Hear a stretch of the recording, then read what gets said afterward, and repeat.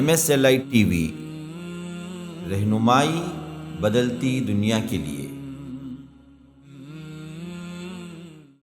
دین کے معاملے میں کوئی سمجھوتا نہیں کر سکتا۔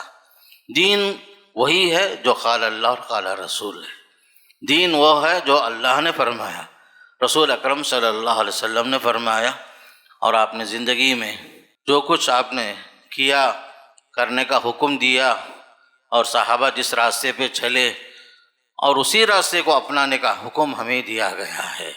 تو مسلمان کے لیے شریعت جان سے بڑھ کر عزیز ہے۔ اس کے اندر کوئی رد و بدل، کوئی تبدیلی، کوئی حذف و اضافہ، کوئی کمی بیشی، اس طرح کی کوئی چیز قابل برداشت نہیں ہوگی۔ ایک مسلمان کی یہی سب سے بڑی علامت ہے۔ پر نکاح کا، طلاق کا، خلع کا قانون، عدت کا قانون، نفقے کا قانون، رضاعت کا قانون، بچے کو دودھ پلانے کا مسئلہ، پرورش کا مسئلہ، ولایت کا مسئلہ، وراثت کا مسئلہ، یہ سب جو ہیں قوانین اسلامی شریعت کے مطابق مسلمانوں کو حق ملیں گے۔ اگر دونوں فریق مقدمہ مسلمان ہیں، کورٹ پر پہنچیں گے تو باقاعدہ کورٹ کو یہ تعلیمات اور یہ احکامات دیے گئے تھے، مسلم پرسنل لا کے مطابق فیصلہ کرے۔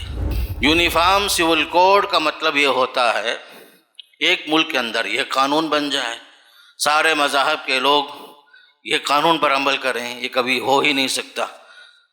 نہ مسلمانوں کے لیے ممکن ہے، نہ دیگر مذاہب والوں کے لیے ممکن ہے۔ آپ کسی سکھ سے یہ نہیں بول سکتے کہ آپ جو اپنا ہتھیار چھوڑ دو، پگڑی نکال دو، داڑھی کے بغیر رہو، کبھی ہو ہی نہیں سکتا۔ عیسائی سے مذہب کا قانون ہے، شادیوں کا قانون ہے، طلاق کا قانون ہے، یہ سارے قوانین عیسائیوں کے، سکھ مت کے، بدھ مت کے، ہر ایک کے قوانین الگ الگ ہیں۔ اگر ان سب کو آپ ایک لاٹھی سے ہانکنا چاہیں گے، انتشار ہوگا، بدامنی ہوگی، تلخیاں پیدا ہوں گی، لڑائی جھگڑے ہوں گے، امن کا ماحول ختم ہو جائے گا۔ یونیفارم سول کوڈ کا مطلب یہ ہوگا مسلمان اگر شادی کر لیا 3 سال تک، چاہے اس کی بیوی اسے پسند ہو یا نہ ہو، برداشت کرنا ہی پڑے گا۔ اسے طلاق دے نہیں سکتا، وہ عورت خلا لے نہیں سکتی۔ پھر اس کے بعد چاہے تو طلاق دو، وہ بھی طلاق کا اختیار آپ کے پاس نہیں، عدالت میں، قانون کے حوالے۔ کہ یونیفارم سول کوڈ کی وجہ سے ہندوستان کی جمہوریت خطرے میں پڑ جائے گی۔ دوسری بات، اقلیتوں کے حقوق جو ہیں وہ چھینے جانے کی پورے امکانات ہیں۔ ایس ٹی ہے، ایس سی ہے، او بی سی ہے، جو خاص کر جو نچلا طبقہ ہے، تعلیم میں، تجارتوں میں جو بچھڑا ہوا ہے، اس کی ترقی کے امکانات رک جائیں گے۔ یا تو شریعت پر عمل کرے یا ملکی قوانین پر عمل کرے۔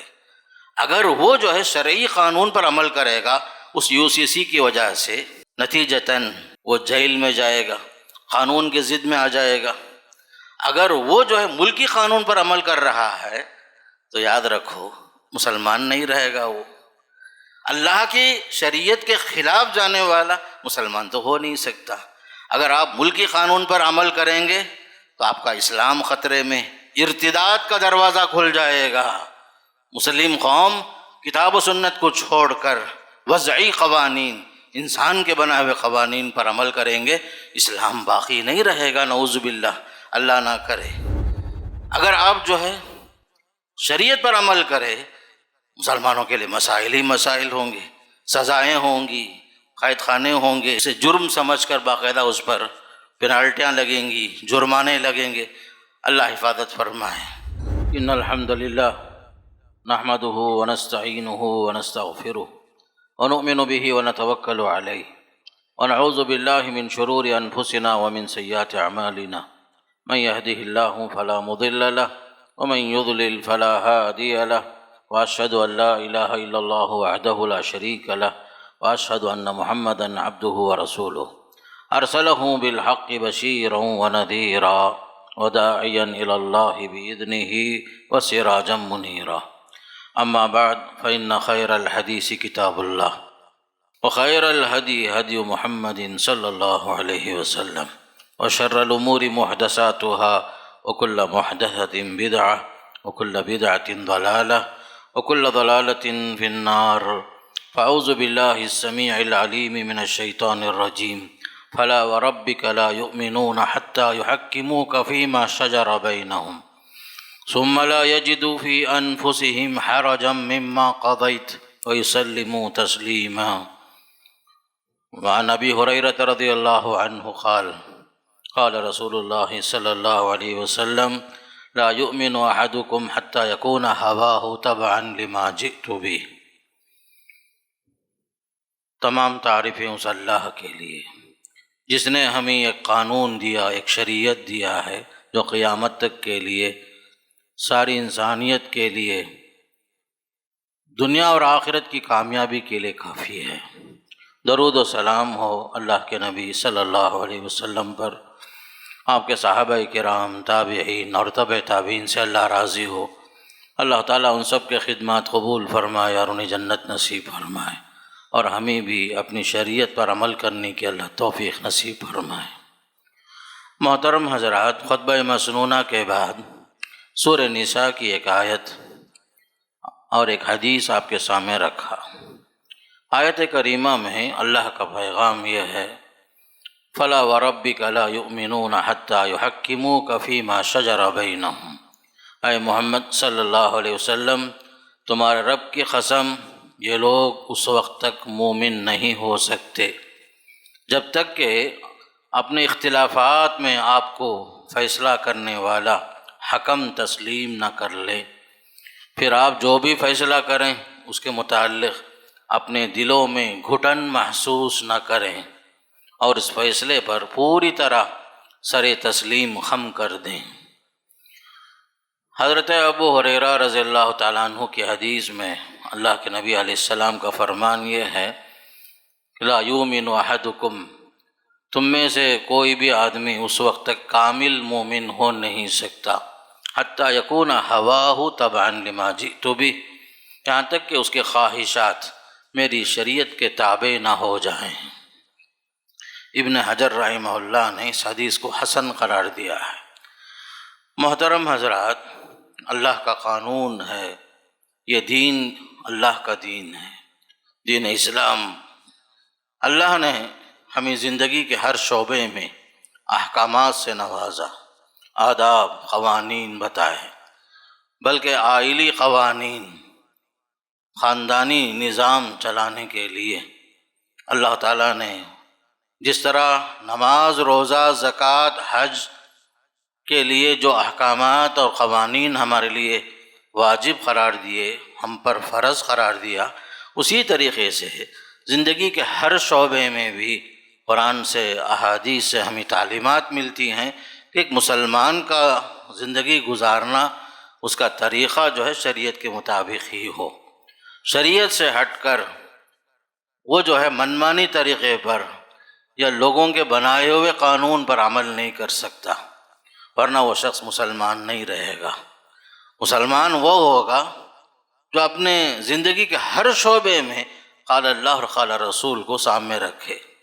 جب تک یہ چیز ہماری زندگی میں نہیں آئے گی، ہمارا ایمان کامل نہیں ہوگا۔ اور یہ دین کامل ہے، قیامت تک کے لیے ہے، ہر چھوٹے سے چھوٹے مسئلے کا حل بھی ہے اس میں۔ انسان کی زندگی میں پیدائش سے لے کر وفات تک کے جتنے مسائل، آنے والے دور کے لیے بھی جو نئے نئے مسائل آئیں گے، سب کا حل اللہ نے اس شریعت کے اندر رکھ دیا ہے۔ تو مسلمان پابند ہے اپنی شریعت کا۔ مسلمان کے لیے شریعت جو ہے جان سے بڑھ کر عزیز ہے۔ مسلمان ہر چیز سے سودا کر سکتا ہے، ہر چیز کے میں سمجھوتا کر لے سکتا ہے، لیکن دین کے معاملے میں کوئی سمجھوتا نہیں کر سکتا۔ دین وہی ہے جو قال اللہ اور قال رسول ہے۔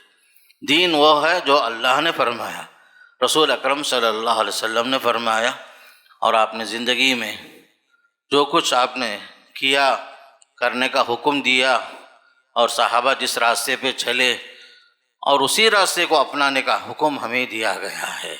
تو مسلمان کے لیے شریعت جان سے بڑھ کر عزیز ہے۔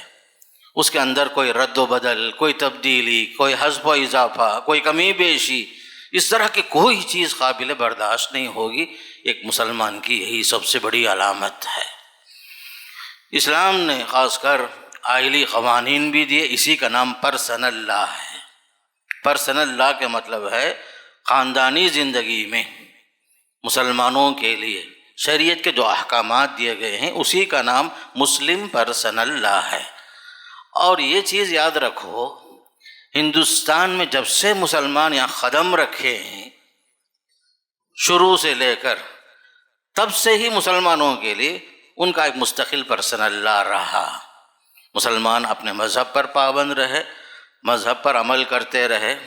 اور یہ ہندوستان کی خصوصیت یہ ہے، یہاں مختلف مذہب کے ماننے والے، مختلف تہذیبوں والے وہ زمانے سے لے کر آج تک بستے ہیں، اور آپس میں کوئی ٹکراؤ نہیں، ہر ایک اپنے مذہب پر، اپنے عقیدے پر قائم ہے، اور ہر ایک آزادی کے ساتھ ہندوستان میں اپنے مذہب پر عمل پیرا ہے، اپنے تہذیب پر، اپنے رسم و رواج پر باقاعدہ عمل پیرا ہے۔ اسے اس زمانے سے یہ حق دیا گیا، چاہے وہ دور شروع کا ہو، پھر اس کے بعد مسلم حکمران 500 سال 600 سال حکومت کیے، اس زمانے میں بھی کبھی مسلم حکمرانوں نے دوسروں کے مذہب میں چھیڑ چھاڑ نہیں کیا، ان کی عبادتوں میں دخل اندازی نہیں کی، ان کے حقوق کے اندر کسی میں دخل اندازی نہیں کی۔ مسلمانوں کے مسائل حل کرنے کے لیے قاضی ہوتے تھے، ہندوؤں کے مسائل حل کرنے کے لیے برہمن ہوتے تھے جو ان کے مسائل حل کرتے تھے۔ مسلم حکومتوں کے بعد انگریزوں کی حکومت آئی، برٹش حکومت تھی 175 سال سے بڑھ کر، انہوں نے بھی کبھی چھیڑ چھاڑ نہیں کی، مسلم پرسنل لا کی حیثیت باقی رہی۔ پھر اس کے بعد ہندوستان آزاد ہوا، ہندوستان جب آزاد ہوا 1947 میں، پھر اس کے بعد دستور بنایا گیا، قوانین بنائے گئے، اس میں بھی رعایت کی گئی۔ دستور کے اندر 2 قانون بنے، ایک سول کوڈ ہے اور ایک ہے کرمنل کوڈ۔ سول کوڈ میں ہر مذہب کو دفعہ نمبر 25 اور 26 کے اندر ہر مذہب کو اپنے مذہب پر باقی رہنے، مذہب پر عمل کرنے، مذہب کا پرچار کرنے، اس کی دعوت دینے کا پورا حق دیا گیا۔ تقریباً ہندوستان آزاد ہو کر 75 سال ہو گئے، 75 ایئرس گزر گئے، کبھی جو ہے کوئی ٹکراؤ نہیں ہوا۔ اس ملک کی خوبصورتی اسی میں ہے، یہاں جو ہے مختلف مذاہب کے لوگ بھی ہیں، یہاں کا سمجھو کہ ایک چمن ہے یہ، یہاں جو ہے ہر مذہب کا ماننے والا اپنے اپنے مذہب کے مطابق اپنا عقیدہ رکھتا ہے، اپنا طریقہ رکھتا ہے، اور اس پر کوئی پابندی نہیں ہے، قانون اسے پورا حق دیا ہے ہر مذہب کے ماننے والے کو، وہ آزاد ہے اپنے مذہبی تشخص پر باقی رہنے کا۔ تو یہی چیز خاص کر ہندوستان کے اندر دستور میں بھی حق دیا گیا، لیکن درمیان میں ہے وقفے کے ساتھ کوشش کی گئی یونیفارم سول کوڈ لایا جائے، ایک ملک کے اندر 2 قانون کیوں، ایسا جو ہے شوشہ نکال کر کے گویا کہ سب کو ایک ساتھ لے کر چلنے کی خواہش کے نام سے اس طرح کی کوششیں ہوئی، لیکن کبھی یہ کوشش کامیاب نہیں ہوئی۔ یاد رکھو ہر دور میں باقاعدہ جو ہے لوگوں نے اس کے لیے آواز اٹھائی، اور اپنے حق کے لیے باقاعدہ لوگوں نے اپنی جان بھی دی، اور ہندوستان کی آزادی میں مسلمان اس مقصد کے لیے ہی اپنی جان بھی دیے تھے، یہ ملک اپنا ہے، ہم یہیں پیدا ہوئے اور ہم یہیں مریں گے، جینا اور مرنا اسی ملک میں ہوگا۔ باقاعدہ اس کے لیے ہمارے اسلاف نے اپنی قربانیاں پیش کی، سولی پہ لٹکائے گئے، قتل کیے گئے، بڑی بڑی جانی مالی قربانیاں پیش کیے، لیکن کبھی انہوں نے یہ نہیں سوچا کہ مسلم پرسنل لا کے اندر کوئی دخل اندازی ہوگی، کبھی یہ چیز برداشت نہیں ہوگی، اس لیے کہ یہ ہندوستان کی خصوصیت ہی اسی میں ہے، اس کی مٹی کے اندر ہی یہی ہے، یہاں ہر مذہب کا ماننے والا رہے گا، ڈیموکریسی ہے، جمہوریہ ہے، یہاں لوگوں کو آزادی ہوگی، اس میں آزادی کے ساتھ سارے کے سارے لوگ اپنے اپنے مذہب پر عمل پیرا ہوں گے۔ سول کوڈ کے اندر ہر ایک کا الگ قانون ہے، جس طرح ہمارے لیے مسلم پرسنل لا ہے، ہندوؤں کا اپنا الگ لا ہے، عیسائیوں کا الگ ہے، سکھ مت کا الگ ہے، جین مت کا الگ ہے، ہر مذہب کے ماننے والوں کو مکمل آزادی دی گئی۔ مثال کے طور پر آپ دیکھیے سکھ مت ہیں، سکھ مذہب کے لوگ ہیں، ان کو آزادی دی گئی، اپنی جان کی حفاظت کے لیے وہ لوگ ہتھیار رکھ سکتے ہیں اپنے ساتھ، داڑھی رکھنے کی اجازت دی گئی، چاہے وہ فوج میں ہوں، ملٹری میں ہوں، کہیں بھی ہوں، داڑھی رکھ سکتے ہیں، اپنے پگڑی جو ہے پہن کر رہ سکتے ہیں، باقاعدہ ان کو حق دیا گیا۔ اسی طریقے سے ہر مذہب کے ماننے والوں کو، خاص کر ہندوؤں کو بھی 11 سے 11 الگ الگ قوانین اور دفعات دیے گئے، پوری طریقے سے آزادی کے ساتھ اپنے مذہب پر باقی رہیں، اور ان کے اندر بھی طبقات کی تقسیم الگ الگ ہے، اس میں بھی جو ہے برہمن ذات سب سے اعلیٰ ذات ہے، وہاں بھی جو ہے طبقات کی تقسیم ہے، اس کے باوجود ان سب کے قوانین الگ الگ ہیں۔ لیکن مسلمانوں کا خاص کر کے آئلی قوانین، خاندانی قوانین کے لیے مسلم پرسنل لاء کا وجود ہوا، بلکہ وجود تو پہلے سے ہے۔ مثال کے طور پر نکاح کا، طلاق کا، خلع کا قانون، عدت کا قانون، نفقے کا قانون، رضاعت کا قانون، بچے کو دودھ پلانے کا مسئلہ، پرورش کا مسئلہ، ولایت کا مسئلہ، وراثت کا مسئلہ، یہ سب جو ہیں قوانین اسلامی شریعت کے مطابق مسلمانوں کو حق ملیں گے۔ اگر دونوں فریق مقدمہ مسلمان ہیں، کورٹ پر پہنچیں گے تو باقاعدہ کورٹ کو یہ تعلیمات اور یہ احکامات دیے گئے تھے کہ باقاعدہ مسلم پرسنل لاء کے مطابق فیصلہ کرے۔ یہ پہلے سے چل رہا ہے اور یہ چیز انشاءاللہ قیامت تک بھی چلے گی، ہندوستان جب تک رہے گا۔ تو مسلمان جہاں سے جب سے آباد ہیں ان کا حق محفوظ ہے پہلے سے، مسلم حکمرانوں کے دور میں بھی، انگریزوں کے دور میں بھی، ہندوستان کی آزادی کے بعد بھی، دستور میں بھی آزادی دی گئی۔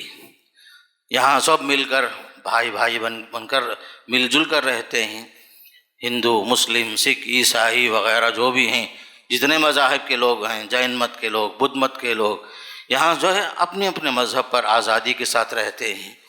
یونیفارم سول کوڈ کا مطلب یہ ہوتا ہے ایک ملک کے اندر یہ قانون بن جائے، سارے مذاہب کے لوگ یہ قانون پر عمل کریں، یہ کبھی ہو ہی نہیں سکتا۔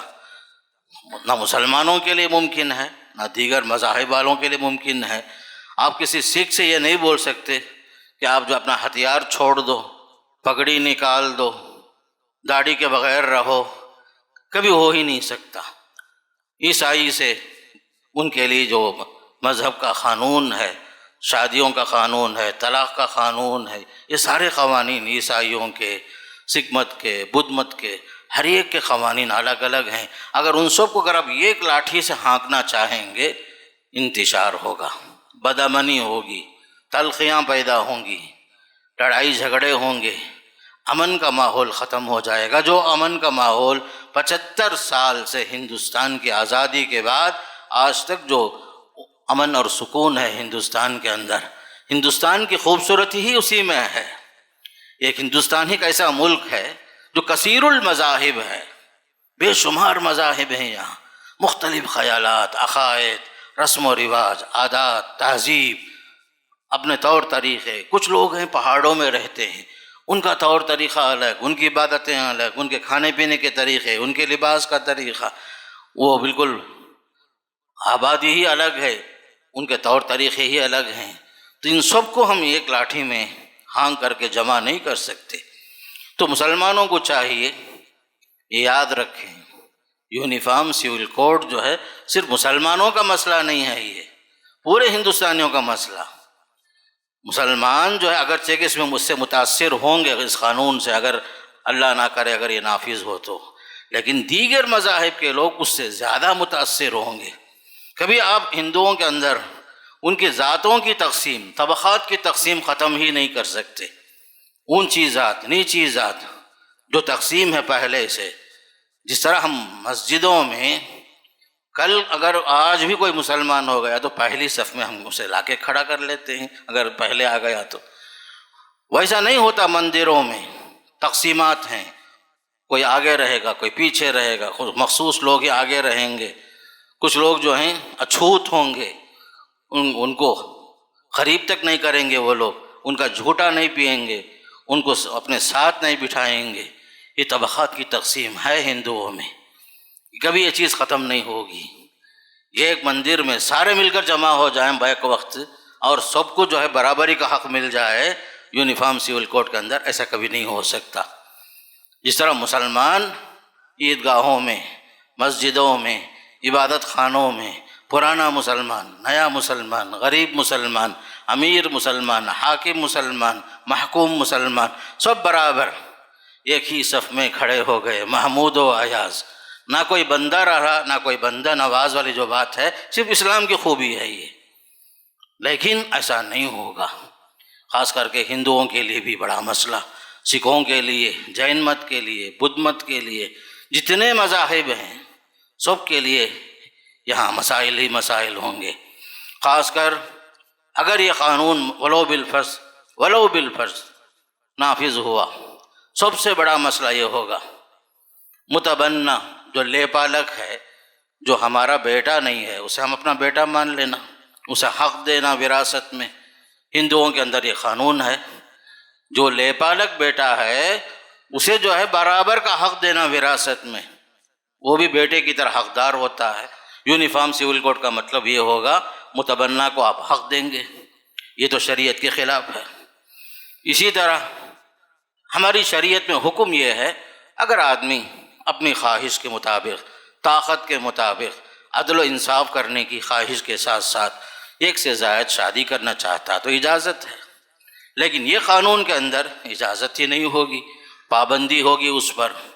شادی کے بعد یونیفارم سول کوڈ کا مطلب یہ ہوگا مسلمان اگر شادی کر لیا 3 سال تک، چاہے اس کی بیوی اسے پسند ہو یا نہ ہو، برداشت کرنا ہی پڑے گا، اسے طلاق دے نہیں سکتا، وہ عورت خلا لے نہیں سکتی 3 سال تک۔ یہ قانون ہے ان کا، انسانوں کا بنایا ہوا قانون۔ 3 سال تک ہر حال میں ساتھ میں رہنا، پھر اس کے بعد چاہے تو طلاق دو، وہ بھی طلاق کا اختیار آپ کے پاس نہیں، عدالت میں، قانون کے حوالے۔ پھر اسی طرح یہ مسئلہ یہ بھی ہوگا کہ نفقہ طلاق کے بعد مطلقہ کو جب تک وہ شادی نہ کر لے مستقل اسے خرچہ دیتے رہنا جب تک کہ وہ اور ایک شادی نہ کر لے یا مر جائے۔ اسلام کے خلاف ہے۔ اسلام کے اندر حکم کیا ہے؟ عدت کے اندر نفقہ ہے بس طلاق کی صورت میں۔ پھر اسی طرح قانون وراثت میں ہمارے پاس الگ الگ احکامات ہیں، ماں کے درجے الگ، بیوی کے درجے الگ، بیٹا بیٹی کے درجے الگ الگ، لیکن انسان کا بنایا ہوا قانون یونیفارم سول کوڈ میں ماں، بیٹی، بیوی، بیٹا اگر سب ہیں، سب ایکول درجہ، کسی کو کم کسی کو زیادہ نہیں، جبکہ شریعت کے حساب سے بیٹے کو دگنا حصہ ملتا ہے قانون وراثت میں، لیکن انسان کا قانون جو یونیفارم سول کوڈ کے نام سے ہوگا اس میں بیٹی اور بیٹا ایکول ہو گئے، بیوی اور ماں بھی ایکول ہو گئی، جبکہ شریعت میں ایسا نہیں ہے۔ ماں کا حصہ 6واں حصہ ہوتا ہے، بیوی کا حصہ 8واں حصہ ہوتا ہے یا 4تھا حصہ ہوتا ہے، بچے ہونے اور نہیں ہونے کی وجہ سے الگ الگ احکامات بدلتے ہیں۔ یہ تمام چیزیں قانون جب بنے گا، اللہ نہ کرے یونیفارم سول کوڈ کا مطلب یہ ہوا دخل اندازی ہماری شریعت کے اندر بھی، ان کے لیے بھی، دیگر مذہب والوں کے لیے بھی آپس کی بھائی چارگی میں فرق ہو جائے گا، تلخیاں بڑھیں گی، جھگڑے عام ہو جائیں گے۔ خصوصاً ہندوؤں کے لیے بھی طبقات کی جو تقسیم ہے اسے ختم کرنا پڑے گا، یہ کبھی نہیں ہو سکتا۔ اور جو دیگر لوگ جو اپنے مذہب پر عمل پیرا ہیں ان کو اپنے قوانین کو چھوڑنا پڑے گا، انسان کے بنائے ہوئے قانون کو ماننا پڑے گا۔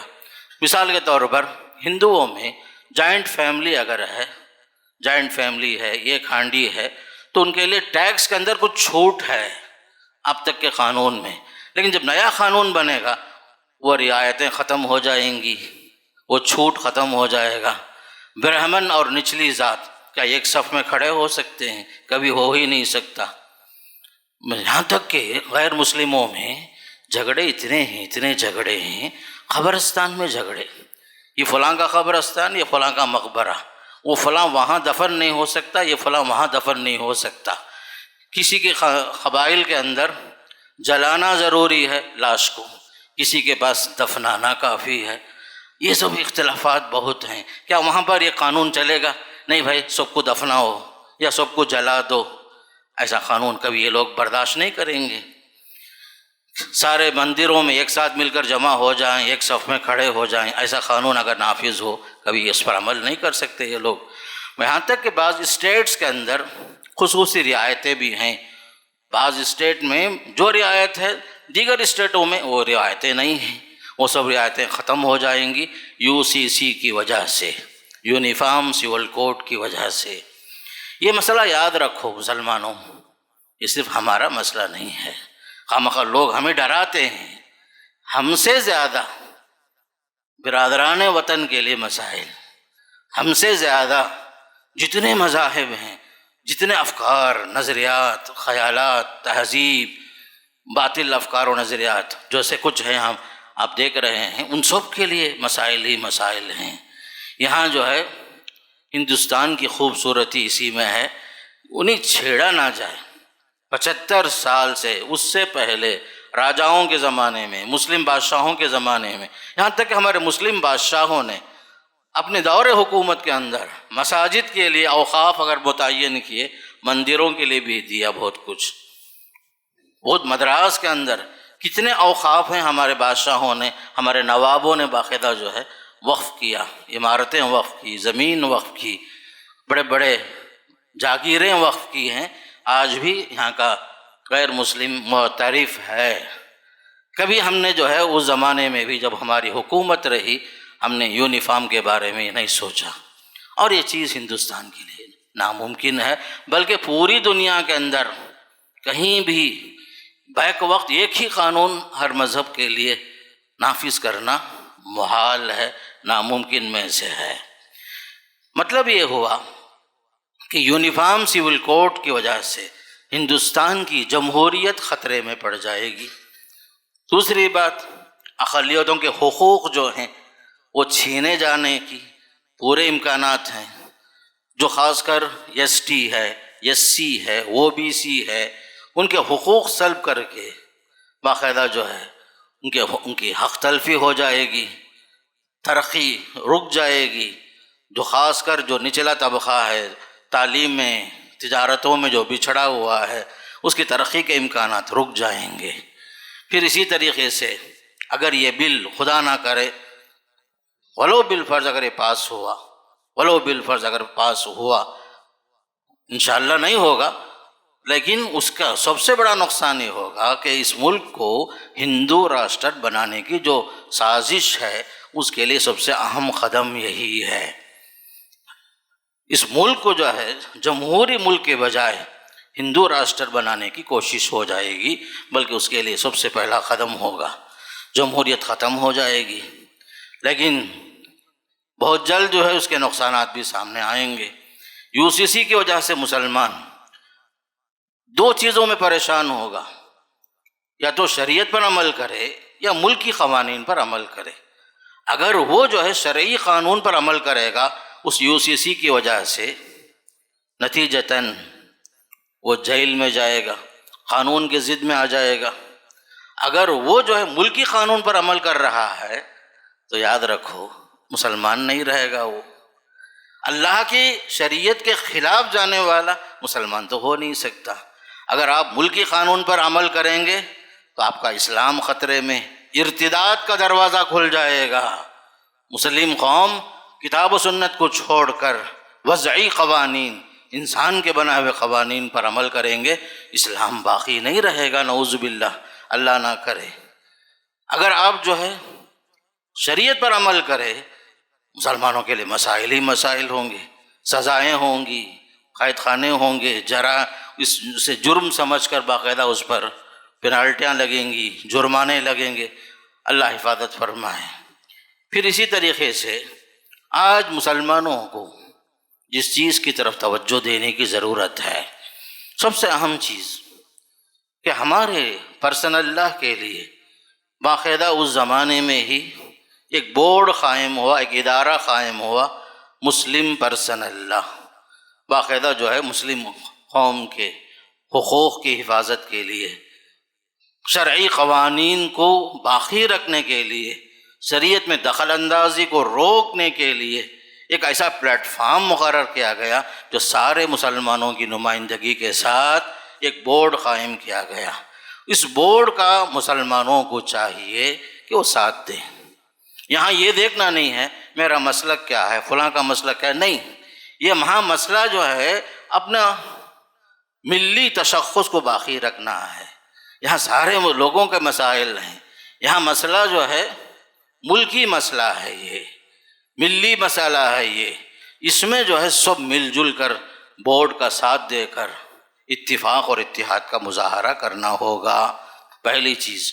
دوسری چیز، انتخابات جب آتے ہیں، الیکشن کا زمانہ جب آتا ہے، ایسے لوگوں کو سبق سکھانا جو خاص کر فرقہ پرست عناصر ہیں، ہمارے اتحاد کو دیکھنا برداشت نہیں کر رہے ہیں، انتشار چاہتے ہیں، فساد چاہتے ہیں، ایسے لوگوں کو سبق سکھانا اور ایسے لوگوں کا ساتھ دینا جو یو سی سی کے خلاف ہیں، ایسے لوگوں کا ساتھ دے کر انہیں جتانا جو یو سی سی کے خلاف ہیں، جمہوریت کو باقی رکھنا چاہتے ہیں، اور دستور میں جو حقوق ہیں ہمارے پورے ہندوستانیوں کے، ان دفعات کی حفاظت کرنے والے اگر لوگ متحد ہو کر باقاعدہ جو ہے انتخابات لڑتے ہیں، ان کا ساتھ دینا ہمارے اوپر ضروری ہے۔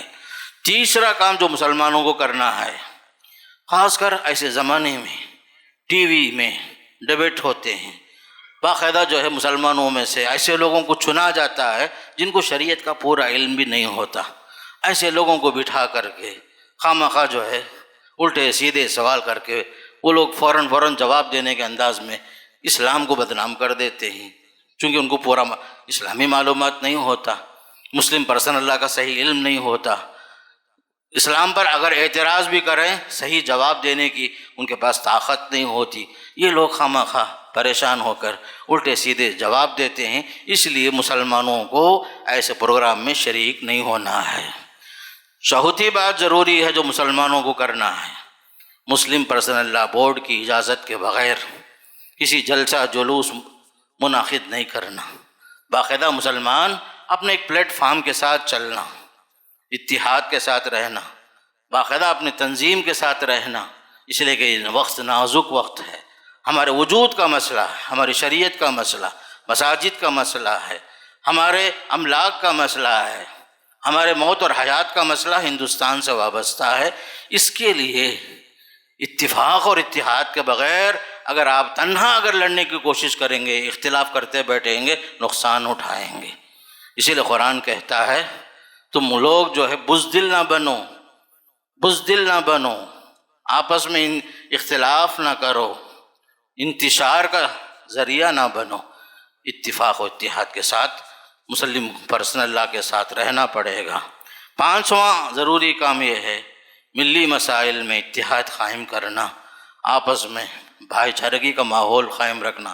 ہو سکتا ہے بعض چیزوں میں مسلم پرسن اللہ کے ساتھ ہمارے اختلاف بھی ہوں گے، لیکن یہ موقع نہیں ہے کہ اس کا اظہار کرتے بیٹھ جائیں، آپس میں پھر الگ کوئی اور راستہ اپنانے کی کوشش کریں، انتشار نہ ہو۔ اور آخری بات یہ ہے، یہ جو یو سی سی ہے دین اور دستور کے خلاف ہے، دین کے خلاف ہے، دستور ہند کے خلاف ہے، مل جل کر اسے ناکام بنانے کی پوری کوشش کرنا یہ مسلمانوں کے لیے آج سب سے اہم فریضہ ہے۔ تو قرآن کی جو آیت آپ کے سامنے پڑھی گئی اس آیت کو دوبارہ سمجھیے۔ قرآن کہتا ہے فَلَا وَرَبِّكَ لَا يُؤْمِنُونَ، اے محمد صلی اللہ علیہ وسلم تمہارے رب کی قسم یہ لوگ اس وقت تک مومن نہیں ہو سکتے جب تک کہ اپنے اختلافات میں آپ کو حکم تسلیم نہ کر لیں، پھر آپ جو فیصلہ کریں اس فیصلے کے اندر اپنے دلوں میں کوئی گھٹن کوئی تنگی محسوس نہ کریں اور اس فیصلے کو پوری طرح تسلیم کر لیں، تو اسلام ہمارا اسی وقت باقی رہے گا۔ دین کے ہر معاملے میں قال اللہ اور قال رسول کو سامنے رکھیں، قال اللہ اور قال رسول، اللہ کا فیصلہ، اللہ کے رسول صلی اللہ علیہ وسلم کا فیصلہ، دین کا حکم، ہماری شریعت جان سے عزیز، ہماری شریعت ابدی ہے، دائمی ہے، دین اور دنیا کی سعادت اسی پر ہے عمل کرنے کے ساتھ۔ یہ یاد رکھنا ہے ہمارا قانون جو ہے اسلامی قانون کامل ہے، اکمل ہے، دین مکمل ہو چکا ہے، اس کے اندر رد و بدل کی کوئی گنجائش نہیں ہے۔ یہ دین قیامت تک کے لیے آیا ہے، یہ باقی رہنے کے لیے ہی آیا ہے، اور اس کے اندر سب کی بھلائیاں ہیں۔ اور کہیں بھی جو ہے اس حدیث کے مطابق اپنی مرضی، اپنی خواہش کو ٹھوسنے کی کوشش نہ کریں۔ قال اللہ اور قال رسول کے سامنے، قرآن اور حدیث کے احکام کے سامنے، آداب شریعت کے سامنے منمانی شریعت، منمانی قانون، یا اپنا جو ہے کوئی ایک ضابطہ خود سے بنا لیے ہوں، تو ہم اپنے ضابطے کو ٹھوسنے کی کوشش ہرگز نہ کریں، اس لیے کہ اللہ کا قانون مقدم ہے، دین کامل اور اکمل ہو چکا ہے۔ اس لیے یاد رکھو ہمارے پاس مسلم قوم کے لیے جس طرح نماز اہم ہے، روزہ اہم ہے، زکوٰۃ اہم ہے، حج اہم ہے، اسی طرح ہمارے قوانین جو خاندانی نظام سے متعلق ہے، ہر قانون وہی ہے جو اللہ کا ہے، اس میں انسان کا بنایا ہوا کچھ بھی نہیں ہے۔ وراثت کا قانون اللہ کا دیا ہوا قانون ہے، نکاح کا قانون اللہ کا دیا ہوا ہے، طلاق کا حکم اللہ کی طرف سے ہے، خلع کی اجازت اللہ کی طرف سے ہے۔ عورت جو ہے بچے کو پالنے کی مدت کب تک ہے اگر طلاق ہو جائے، یہ بھی حدیث میں ہے، حضانت بولتے اسے۔ ولایت، نکاح ہے، نکاح کا قانون، ولایت کے اندر نکاح میں ولایت اہم شرط ہے۔ لا نکاح الا بولی، حدیث میں آتا ہے اگر آپ نکاح کرنا چاہتے ہوں، خاص کر لڑکی کا مسئلہ، ولی کی اجازت کے بغیر وہ شادی نہیں کر سکتی۔ کسی کو بھی ہم بیٹھے بیٹھے ولی نہیں بنا لیں گے، جب ولی موجود ہے، باپ موجود ہے، باپ نہیں ہے، گھر کا بڑا بیٹا موجود ہے، بھائی موجود ہے، گھر کے بڑے لوگ موجود ہیں، یہی لوگ ولی بنیں گے۔ اس کے اصول ضابطے جو بتائے گئے اس میں منمانی ہم قانون نہیں بنا سکتے۔ کورٹ میرج کی کوئی حیثیت نہیں ہمارے پاس۔ اسلامی قانون ایجاب قبول ہے، مہر کا حکم قرآن میں ہے، مہر کا حکم قرآن میں ہے، ہر چیز جو کچھ ہے اللہ اس کے رسول کی طرف سے فکسڈ ہے پہلے سے، اس میں ہم جو ہے دخل اندازی برداشت نہیں کریں گے۔ عدت کا مسئلہ، مطلقہ کی عدت کا مسئلہ، 3 طہر 3 حیض، جب تک باقی ہے تب تک نفقہ ہے اس کے لیے، عدت ختم ہو گئی نفقہ بھی نہیں ہے۔ قانون ہے اللہ کا یہ، جسے ہم لے پالک کہتے ہیں، شریعت کے اندر اس کی کوئی حیثیت ہی نہیں ہے، وہ آپ کا بیٹا ہو ہی نہیں سکتا۔ کتنے لوگ ایسے ہیں بچے نہیں ہوتے، کسی کو لے کے پال لیتے ہیں، بچی کو پال لیے، شادی کا ٹائم آیا وہ بچی کے نام کے ساتھ اپنا نام لکھ لیتے ہیں، اس کے باپ کا نام چھوڑ دیے۔ حرام ہے میرے دوست، لے پالک آپ کا بیٹا نہیں ہوتا، آپ اس کا نام اس کے والد کے نام کے ساتھ لکھیں گے، یہ اللہ کا قانون ہے۔ یہ لے پالک جو ہے آپ کا بیٹا نہیں ہے۔ لوگ دیکھیے ویڈنگ کارڈوں میں اس لے پالک کے ساتھ اپنا نام، ریشن کارڈ میں بھی، آدھار میں بھی، سب میں بھی جو ہے اس کا باپ کون ہے جو پال رہا ہے وہ اس کا باپ بن جاتا، حالانکہ قرآن اور حدیث کے خلاف ہے یہ چیز۔ متبنہ وارث نہیں ہوتا الا کہ وصیت کریں آپ کہ میرے مال میں سے ایک ثلث مال میرے لے پالک کے واسطے ہے۔ یہ سب قانون اللہ کا ہے میرے دوستو، اسی کو ہم کہتے ہیں مسلم پرسنل لا۔ نکاح ہو، طلاق ہو، خلا ہو، اور یاد رکھو دنیا کچھ بھی قانون بنا لے، مسلمان کبھی جو ہے شریعت الہیہ سے باہر نہیں جائے گا، چاہے لوگ کچھ بھی قانون بنا لیں۔ آپ کا کام اور آپ کا فرض یہ ہے ہر حال میں ہمارا ہر عمل قرآن اور حدیث کے دائرے میں ہوگا۔ خلا عورت کا حق ہے، طلاق مرد کا حق ہے، یہ تسلیم کرنا پڑے گا۔ بعض جگہ میں آپ دیکھیں گے عورت خلا کے لیے پریشان رہتی، خلے کے لیے شوہر اجازت نہیں دے رہا ہے۔ شوہر کی اجازت ضروری نہیں ہے، یاد رکھو مسلمانوں، خلا میں عورت کو پریشان کرتے ہیں ہماری قوم۔ خلا عورت کا حق ہے جس طرح طلاق مرد کا حق ہے۔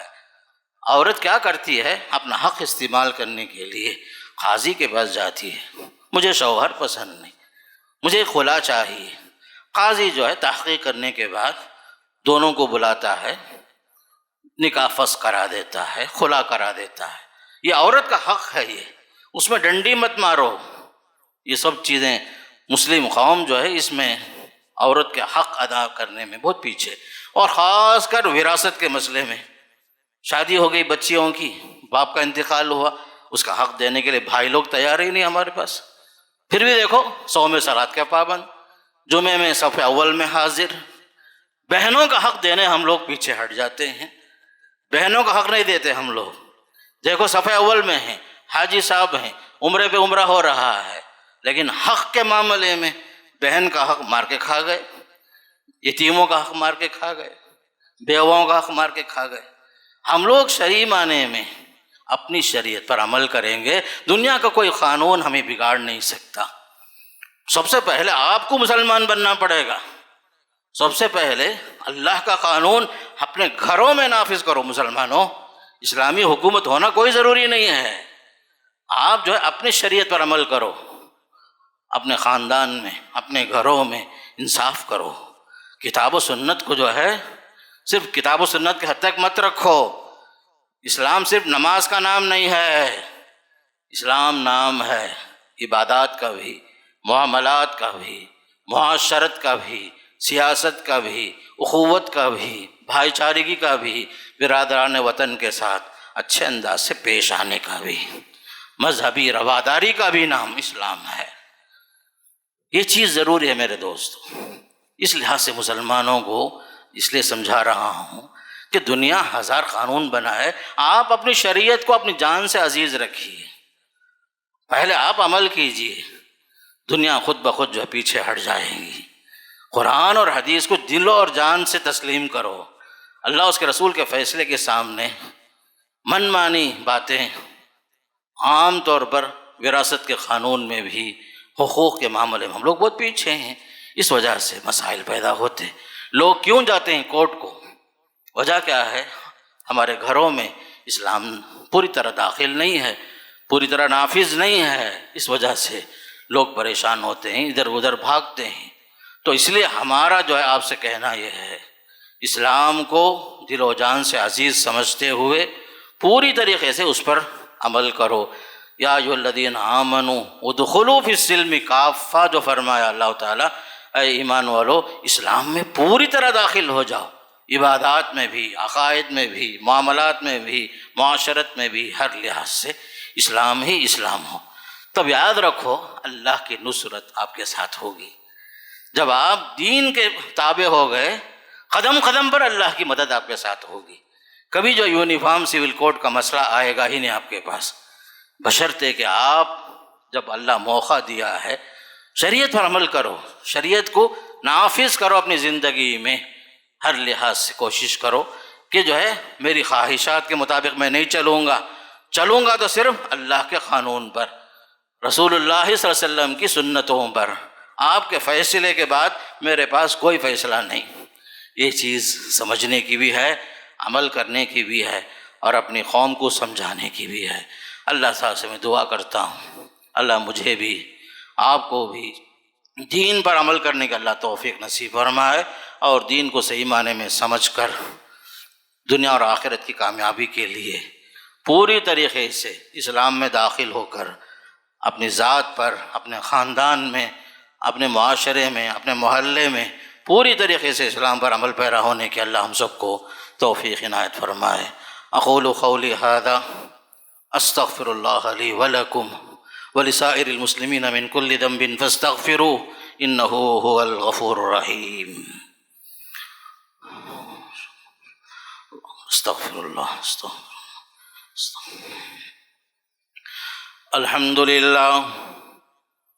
للہ نحمده ونستعینه ونستغفره ونؤمن به ونتوکل علیہ ونعوذ باللہ من شرور انفسنا ومن سیئات اعمالنا من يهده الله فلا مضل له ومن يضلل فلا هادي له واشهد ان لا اله الا الله وحده لا شريك له واشهد ان محمدا عبده ورسوله ارسله بالحق بشيرا ونذيرا وداعيا الى الله باذنه وسراجا منيرا أما بعد فأعوذ بالله السميع العليم من الشيطان الرجيم إن الله وملائكته يصلون على النبي يا أيها الذين آمنوا صلوا عليه وسلموا تسليما اللهم صل على محمد وعلى آل محمد كما صليت على إبراهيم وعلى آل إبراهيم إنك حميد مجيد اللهم بارك على محمد وعلى آل محمد كما باركت على إبراهيم وعلى آل إبراهيم إنك حميد مجيد اللهم أعز الإسلام والمسلمين واخذل الكفرة والمشركين ودمر أعداءك أعداء الدين اللهم انصر من نصر الدين ربنا آتنا في الدنيا حسنة وفي الآخرة حسنة وقنا عذاب النار عباد الله اذكروا الله يذكركم وادعوه يستجب لكم ولذكر الله تعالى أكبر والله يعلم ما تصنعون. السلام علیکم ورحمۃ اللہ وبرکاتہ. آپ بخوبی جانتے ہیں کہ مسجد السلام کے اخراجات کافی زیادہ ہیں اور یہ تمام کے تمام آپ لوگوں اہل خیر حضرات کے تعاون سے ہی پورے ہوتے آ رہے ہیں. اس لیے آپ تمام سے گزارش ہے کہ جاتے ہوئے اللہ کے راستے میں زیادہ سے زیادہ دے کر جائیں. اللہ رب العالمین ہمیں اس کا بدلہ دنیا و آخرت میں عطا کرے. شکراً، جزاکم اللہ خیراً. السلام علیکم ورحمۃ اللہ وبرکاتہ.